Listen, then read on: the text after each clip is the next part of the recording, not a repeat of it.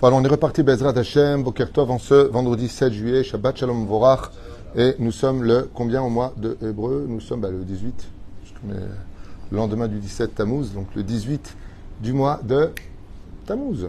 Chem Tovim Shalom. Alors, Shiur avec le Rabbi Lubavitch, deuxième cours ce matin, acheté par Ani Amsalem Ayekara, Hashem Varechta Bechol Asher Bechol Mishparta, pour l'élévation de l'âme de sa maman, Flavie, Suzy, Mesaouda, Batalis, Rachel, Roi Hashem, תנחנה בגן עדן עליון וכל השורבות עמה בכלל הרחמים והסליחות וכן יהי רצון לומר אמן תהיה נשמתה צורה חיים.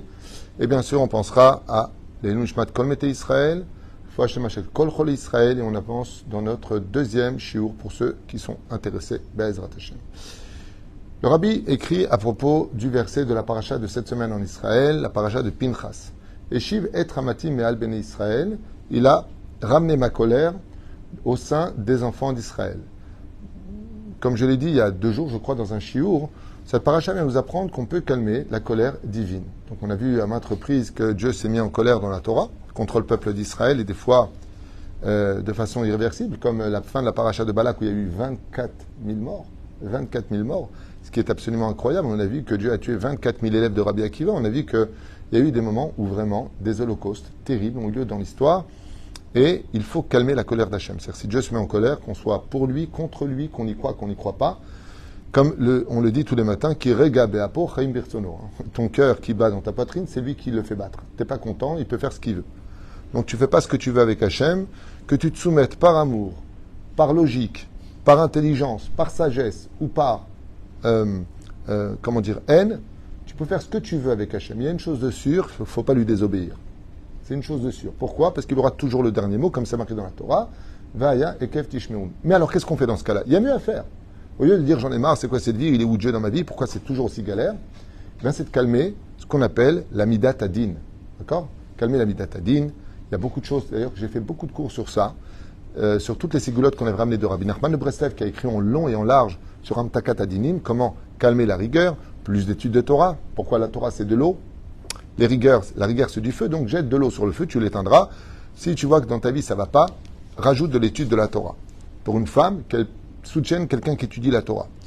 Le fait de prier Hachem, de donner la tzedaka, de juger les autres du bon côté, d'apprendre à aimer son prochain, de cesser de dire du lachon hara, et ainsi de suite. C'est pas un cours sur les sigoulottes de comment calmer la rigueur, quoique je vous rappelle qu'on en a fait vraiment beaucoup. Même sur le Sod HaChashmal, je vous rappelle qu'on a fait des longs cours sur comment atténuer la rigueur. En tout cas, Pinchas, lui, il a su comment calmer la rigueur d'Hachem. C'est-à-dire qu'en faisant ce qu'il a fait, cet acte héroïque et en même temps unique dans l'histoire, il a su tout simplement rendre à Kadosh Baruch Hu sa rigueur, calme, qui viendra le faire à la fin des temps, et Eliyahu Zachor Letov. C'est-à-dire, avant lui, qui viendra le faire, Yitzhak. Yitzhak Avinu, nous dit la Gemara, va venir voir Hachem, il lui dit pourquoi tu laisses, puisque vous savez que la souffrance de la fin des temps sera extrêmement violente. Comme ça dit la Gemara. Pourquoi elle sera violente? Puisqu'il y a toujours eu des problèmes dans la vie. Parce qu'on a toujours eu des problèmes dans la vie, mais qui étaient cadrés. À la fin des temps, ce sera une ishtolelut. C'est-à-dire que rien ne sera tellement pas acquis que du jour au lendemain, tu peux prendre ta femme, ton mari, tes enfants, chez Mishmor. Ce sera financièrement, physiquement, moralement, psychologiquement, santé, tout. Tout sera en même temps. Ce sera très, très, très difficile. Parce que la rigueur sera fâchée contre ce qui se passera sur Terre. Alors, en ouvrant les portes de je fais ce que je veux, Dieu te répond, moi aussi. Tu joues avec le feu, tu t'étonnes pas de cramer. Et la reine, il y a des façons d'atténuer les choses. Dans le cas, dans l'instant T, donc pour Pinchas, lui il a calmé. Veishiv et ramati me'al ben Israël, donc il y a marqué dans la Torah qu'on peut calmer Dieu. Comment? En lui parlant. Je vous ai parlé de Yitzhak, qu'est-ce qu'il va faire Yitzhak? Il va voir Hachem, il dit pourquoi tu es en colère? Il regarde ce que font les enfants d'Israël. Il va voir Abraham, Yitzhak, il va voir Abraham et Yaakov, qui vont dire punis-les. Yitzhak, il dit attends, Dieu, on se calme. Il dit à Dieu, bon, irez. Il y a 24 heures dans une journée, déjà, pendant 8 heures, il dorme. Après, il travaille, il mange, ok, qu'est-ce qui reste? Il reste 8 heures, on peut faire des bêtises dans la journée, je prends 4 heures, tu prends 4 heures. C'est-à-dire, on prend sur nous ce qu'il y a à payer, on les libère. On va dire, ok. Donc, Yitzhak, à la fin des temps, va nous donner tout son mérite, la Kedat Yitzhak, tout ce qu'a vécu Yitzhak, toute sa vie durant, 180 ans de vie, il va le donner aux enfants d'Israël pour la fin des temps. Donc, qu'est-ce qu'on apprend de Yitzhak?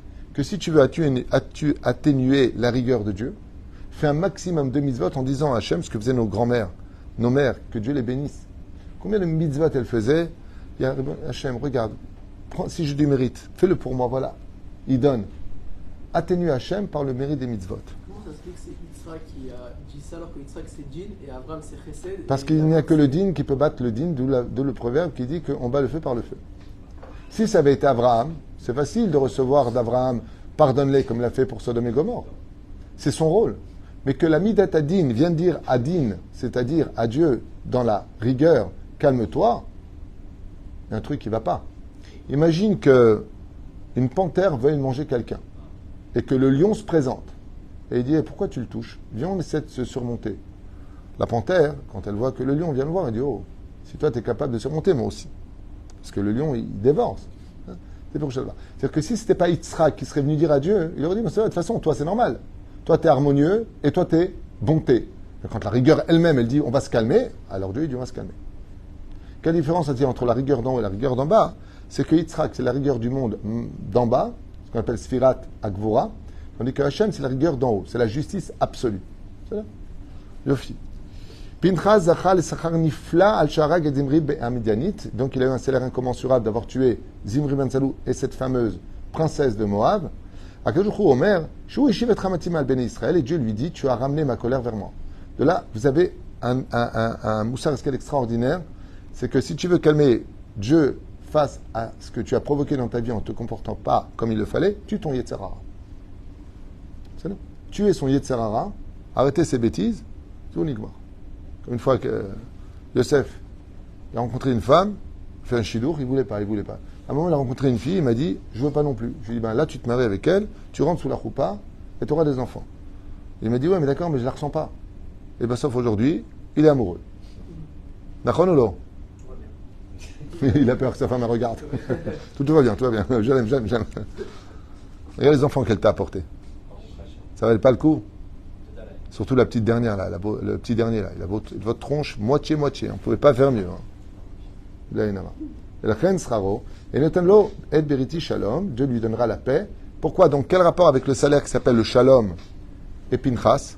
Parce que c'est marqué, Ishiv et Ramatimal ben Israël. Comme tu m'as donné la paix dans le monde d'en haut, je te donne la paix dans le monde d'en bas. Et c'est ce qu'on dit toujours à la prière ou dans le Birkat Amazon. Ose Shalom Dimruma, vous Berahama Viase Shalom Alenu. Là, vous apprendrez dans la vie qu'il est plus important de s'inquiéter qu'il y ait la paix dans le ciel que la paix sur terre. Parce que si je m'inquiète toute ma vie durant que je ne fâche pas Dieu, je ne fâcherai pas l'autre. Est-ce que Dieu il te permet d'hurler le Shabbat sur l'autre, de le piquer, de l'insulter, de t'énerver? Non. Donc travaille pour Dieu, arrête de travailler pour toi en te servant de la Torah pour te couvrir. C'est bien. Chazal, Gam Omrim, Pinchas ou Eliaou. On sait que Pinchas va devenir le prophète Eliaou. C'est son âme. Et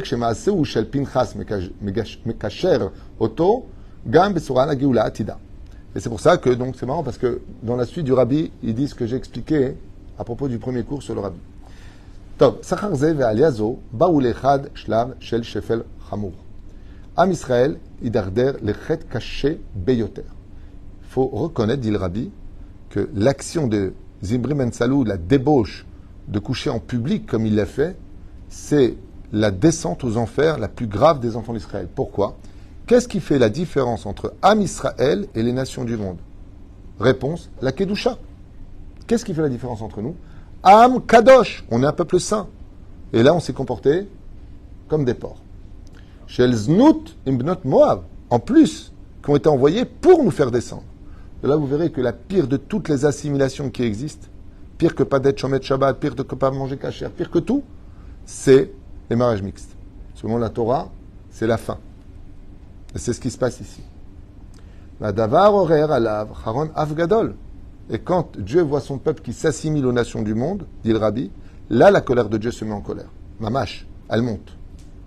Ad shepartza ba'am magefa nora'a. Jusqu'à ce qu'une épidémie ait envahi les camps du peuple d'Israël. Akjouchou omer parachatenu, et Dieu nous dit dans cette paracha, Sherak bisrut masu shel Pinchas lo chiliti et ben Israël bikinati. C'est par le mérite de Pinchas que je n'ai pas exterminé tout le peuple d'Israël. Pourquoi? Parce que c'est vrai qu'on aurait pu voir quelque chose. Je vous donne un exemple. Imaginons que nous voyons des Juifs voyager pendant le Shabbat. Est-ce qu'on aurait le droit de prendre des pierres et les jeter sur eux? Vadaï que non. Il faut vraiment être un abruti et être un débile mental pour prendre des pierres et les jeter sur des voitures qui volent le Shabbat. C'est tellement anti-Torah en plus. Qu'est-ce qu'il faut faire? prier pour eux. Pourquoi ils n'ont pas prié pour qu'il arrête? C'est mignon ce que tu dis. Toi, tu vois le côté, ils étaient émotionnellement choqués. C'est ça? Vous savez qu'il y a un rapport extraordinaire ici que je voudrais faire avec ta permission. Pinchas et Eliaou. Ce qu'il a fait ici, c'est extrêmement culotté, sans faire de jeu de mots. Ouais, c'est ce qui se passera à la fin des temps. Pinchas ou Eliaou. À la fin des temps, il faudra Eliaou. Pourquoi? Parce que plus personne n'aura de problème d'amener, par exemple, une fille de 15-16 ans, elle n'aura pas de problème d'amener son copain à la maison et de dormir avec chez les parents. C'est ce que je suis en train de dire. Je suis en train de dire ça. Tu me dis, ça existe déjà. C'est ce que je suis en train de dire. C'est là. Oulam. Cependant, Mitor Irida Azot, Samcha Alia Gdola. Et le rabbi, il dit que malgré tout, il ne faut pas se décourager. Pourquoi? Parce que quand ça descend extrêmement bas, comme le cas le plus grave qui a eu lieu dans la Torah, c'est le cas de Zimri Ben Salou de Kozbi Batsur, il te dit, attends-toi que Eliyahu Navi, il arrive. Oh oh. Donc plus ça va mal au niveau de la débauche, et plus on va attendre Pinchas qui revient.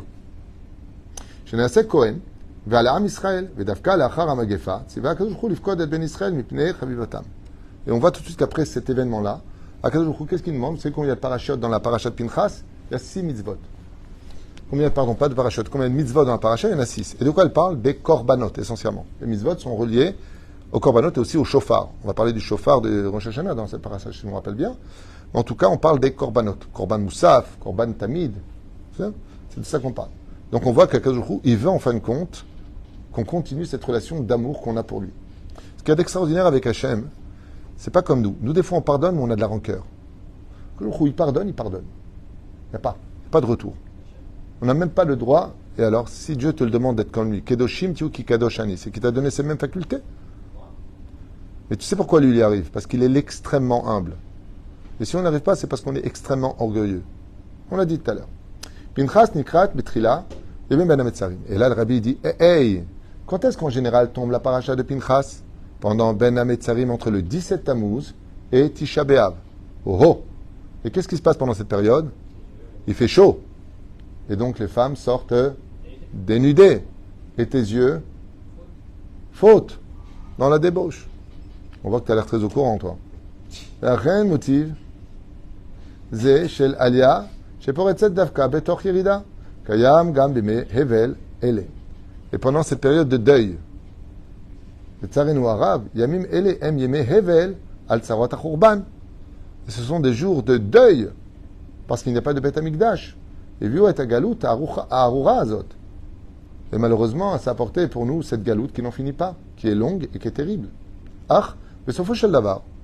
En fin de compte, Davka mitoch sevel, shel la galout, somachat geoula mitit ve'ashlema. Et c'est justement dans cette obscurité, tout comme on a vu que Pinchas, il a ramené le shalom au sein du peuple d'Israël et Dieu reveut des korbanot des enfants d'Israël, des sacrifices. Et il dit c'est exactement ce qui se passera à la fin des temps. On verra que ces 21 jours de souffrance dans lesquels nous sommes, Ben Ametzer, on n'écoute pas de musique, on n'achète pas de nouveaux vêtements, on évite de coudre des choses qui donnent de la joie. Vous connaissez toutes les lois. D'accord, on ne mange pas un fruit neuf pendant qu'on n'a pas mangé depuis un an pour ne pas faire le brachat shechianu.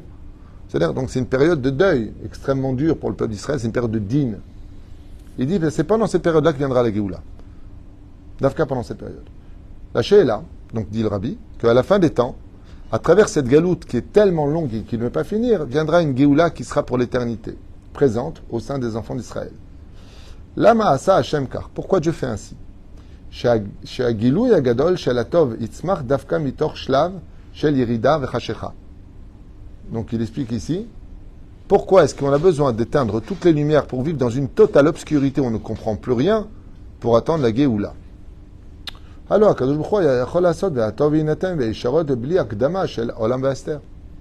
aurait pu très bien nous libérer dans une grande libération, dans la joie, et voilà, tout va bien. Surtout qu'on sait très bien que l'élément dernier qui manque à la Géoula, c'est quoi? La joie de vivre. C'est pour ça que le Yetzirah fait tout pour nous l'enlever. On est dans le mal de vivre. On n'a plus de joie de vivre. Parce qu'on a raté beaucoup d'occasions.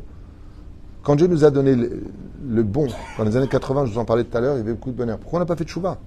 Parce que dès qu'on est bien, on s'éloigne. Dès qu'on est mal, on se rappelle de Dieu. Donc plus on est mal, plus on demande à Hachem quand est-ce que vient la Géoula. Tu me diras qu'on va chez le médecin que quand on est malade. Et comme le Machar est un grand médecin, hein, alors il faudra vraiment qu'on tombe très malade pour décider d'y aller. D'une certaine façon. Asber ou. Maintenant le Rabbi il explique pourquoi On aura besoin de rentrer dans une telle obscurité de débauche pour vivre une telle kedusha à travers la Géoula. C'est là? Vomer. Asberu chez Shlemut Atov, la perfection du bien, Vaor Idavka, Kaasher Em, Tzomchim Mitor Arash Vachosher. Eh bien, il dit qu'on ne peut voir la lumière que quand il fait extrêmement obscur à côté. C'est vrai qu'en plein jour, c'est une lumière, tu ne vois pas vraiment la lumière. Davka Kaasher Achosher Ne Pach Le Or, quand on voit que l'obscurité peut du jour au lendemain se transformer en lumière, Ve'aram Itapech Le Tov, et que le mal devient le bon, Zoi Yeshlemut Agdola Beyoter, Shinitan Leagia Elea. Et ça devient la perfection des perfections. À quoi ça ressemble? Une opération chirurgicale extrêmement délicate, qui a fait extrêmement mal, avec un réveil où petit à petit les antidouleurs disparaissent, et là tu commences à hurler. Seulement, tu vas vivre très longtemps et dans les meilleures conditions du monde, parce que tu as été opéré là où il fallait. Il dit ainsi sera la fin des temps. La fin des temps sera une opération extrêmement douloureuse pour beaucoup de gens. Pourquoi? Parce qu'on va pouvoir marcher pour l'éternité après dans un bonheur de vie incommensurable. Est-ce que cette opération était-elle nécessaire? Cela dépendra du malade. S'il avait pris ses cachets avant, s'il avait fait ce qu'on lui avait demandé, s'il n'avait pas mangé ce qu'on lui avait dit de ne pas manger, s'il n'avait pas fait ceci, alors il n'aurait pas eu besoin de l'opération. Mais nous, qu'est-ce qu'on va faire? Étant donné qu'il y aura une période d'examen, vous savez que le seul moment où le professeur est présent dans une classe, mais on ne l'entend pas du tout, c'est quand il y a un examen. D'où l'absence de Dieu aujourd'hui, on fait ce qu'on veut, on ne voit rien. Tu peux fumer le Shabbat, tu peux insulter, tu fais ce que tu veux. Il n'y a pas de justice, on ne voit pas de justice probante de ce qui se passe. Parce qu'on est en période d'examen. Le professeur est là, plus que jamais. Il regarde même ses élèves au-dessus de chacun, qu'est-ce qu'on remplit dans le feuille. Mais il n'intervient pas. Pourquoi? Tu verras les résultats à la fin. C'est pour ça que si j'ai un conseil à donner à tout le monde par amour et par humour, c'est combien on a intérêt à faire vachement de chouva avant que la Géoula ne vienne. Parce que quand elle viendra, ce sera un moment inattendu. Mais alors, quel moment de malheur pour celui qui sera attrapé la main dans le sac. C'est pour ça qu'il faut faire très attention et de s'attacher vraiment à la Torah plus que jamais aujourd'hui. Vraiment. Au-delà de tout. Après, chacun fait ce qu'il veut. Moi, je vous dis ce qu'il faut faire parce que je le lis. Je ne suis pas ni votre... Je ne suis pas Jiminy Cricket. Je ne suis pas votre conscience. Aval zema she'emet. Or, sheba mitoch chosher. Tov sheba mitoch hara. Il n'y a pas quelque chose de plus grandiose que la lumière qu'elle sort de l'obscurité, comme à la 9e plaie d'Égypte, c'est l'os. Et après, on est sorti. Et que quand du mal sort le bien. Il n'y a pas plus doux au monde. Qu'est-ce qu'il y a de plus doux au monde? Le miel, d'où ça vient? De l'abeille qui pique. C'est là. Et qui est impur. Quand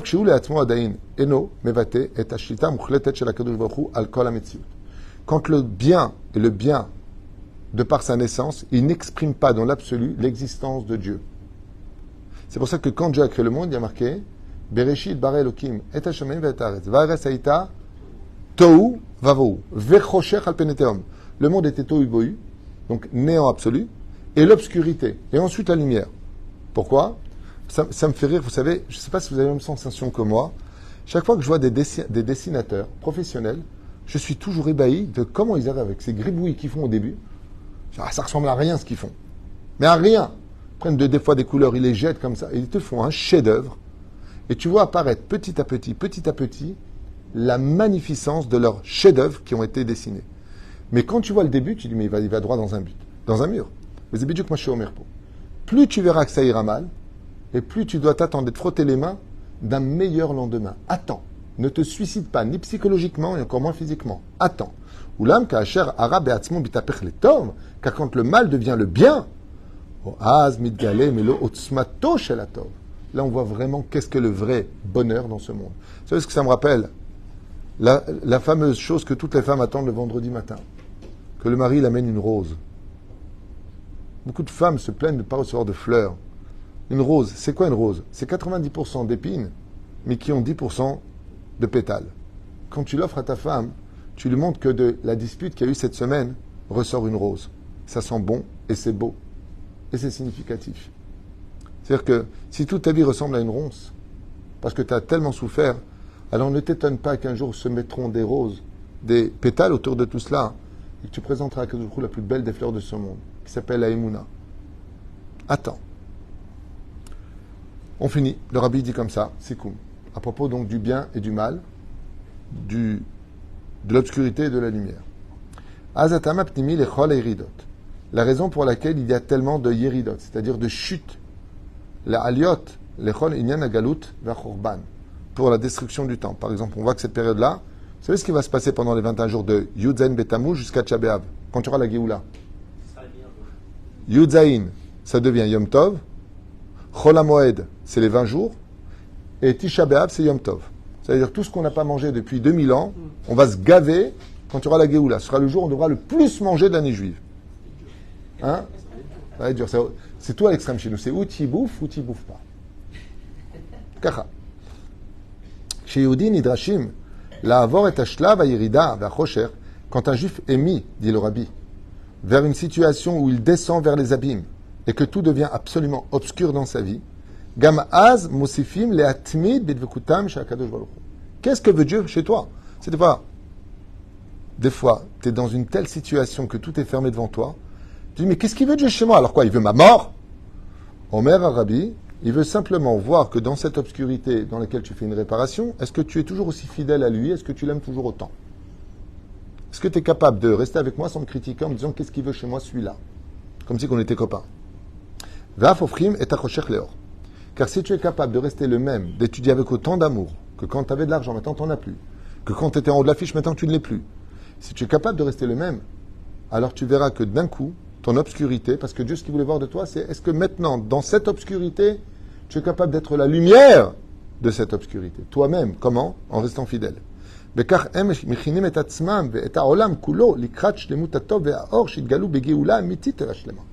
c'est justement ce que veut Akadosh Baruch Hu.